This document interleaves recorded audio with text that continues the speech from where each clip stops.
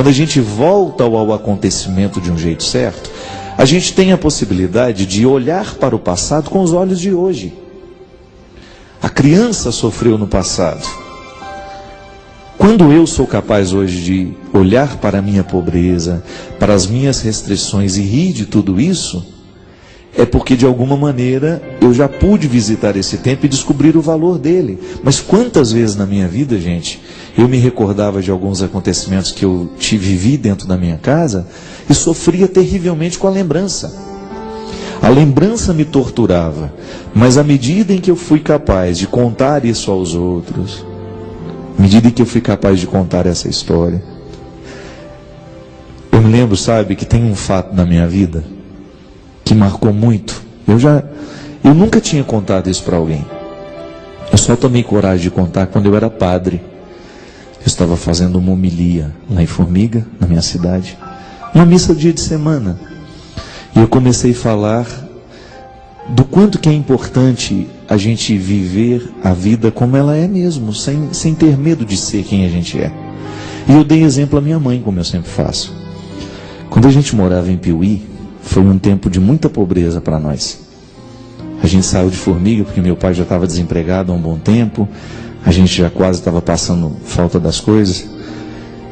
E eu me lembro que lá em Piuí, quando a gente chegou, as coisas eram tão difíceis que a minha mãe, sabendo que tinha muito pouco dinheiro, ela foi um dia procurar um jeito de comprar um arroz que fosse mais barato, sabe?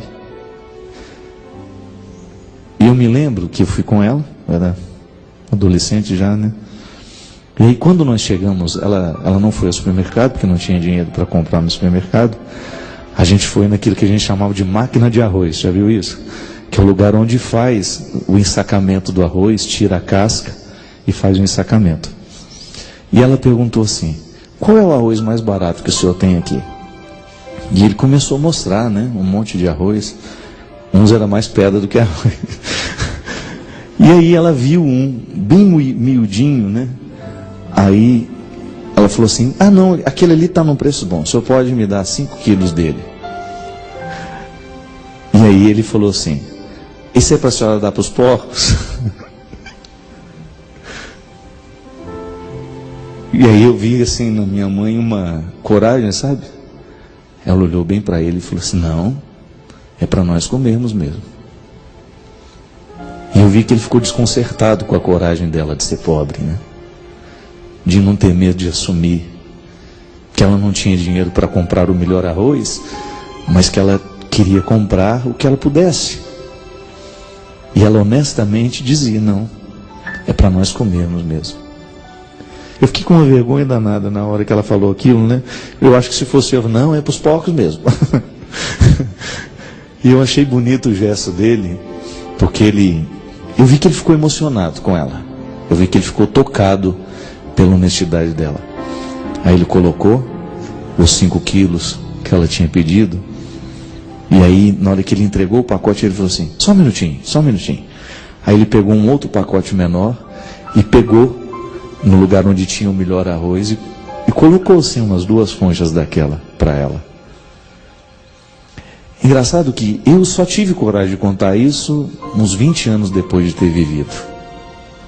Porque eu me recordo, minha gente, que eu chorava muito de recordar essa cena. Eu não chorava de dó de mim, não. Acho que é porque eu tenho uma ligação muito estreita com ela e eu vi a dor de perto da minha mãe muitas vezes. Então hoje, sabe, eu como filho, às vezes eu tenho tanta ânsia de fazer por ela tudo que eu puder fazer na vida, porque é um jeito que eu tenho de, às vezes, de consertar, né? Não sei se isso é possível. Eu não tenho como entrar no coração da minha mãe e curar a infância doída que ela teve. Mas o que eu sei é que no momento em que eu contei aquela história dentro da igreja, eu me senti tão livre. Eu comecei a ter coragem de tocar nas minhas feridas, nas minhas vergonhas. Isso é tão bonito, né?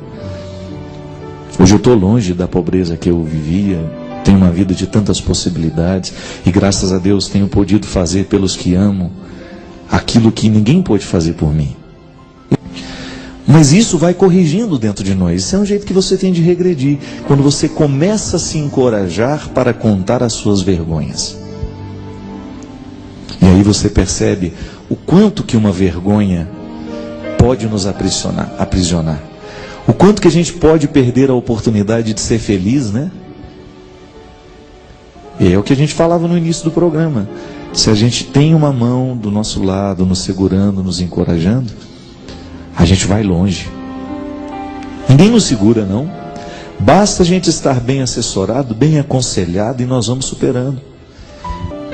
É impressionante o quanto que Deus fez acontecer dentro do meu coração, tantos sonhos que eu não cheguei nem a sonhar.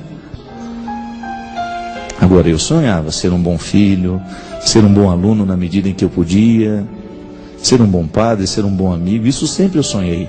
Exercer bem o meu ofício. Nós não somos por acaso. Isso é regredir de um jeito certo. De você saber que quando você olha para o seu passado, você sabe valorizar melhor o seu presente. E que olhar para este passado tem que ser olhar de um jeito honesto. É o que Jesus fazia.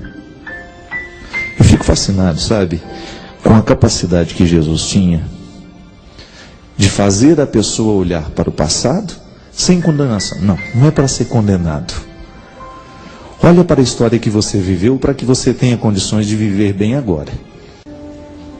No momento que Jesus mandou descer Zaqueu da árvore, outra coisa ele não estava fazendo senão isso. Zaqueu, eu estou te dando hoje a oportunidade de descer dessa altura, dessa arrogância. Era arrogante até a ponto de achar que ele não merecia estar ali. A arrogância do pecado é a pior do que a outra. Quando a pessoa se sente ruim demais, né? Eu sou tão ruim que nem Deus me quer. Essa é a pior. E ele fala, desce daí, meu filho, que o seu lugar é aqui do meu lado. É tão bom a gente ouvir isso, minha gente. Quando você acha que o outro vai mandar você embora, ele olha e fala, não, é do meu lado que eu lhe quero. O mundo fica muito mais fortalecido, muito mais bonito, muito mais agradável, quando nós nos dispomos a fazer essa experiência. Porque quando a gente quer juntos, a vida fica muito mais bonita, porque a gente percebe que há outras pessoas que estão lutando pelas mesmas causas que nós. Derrame sobre todos nós, sobre o nosso coração, sobre a nossa vida, a bênção do Deus Todo-Poderoso, Pai, Filho e Espírito Santo.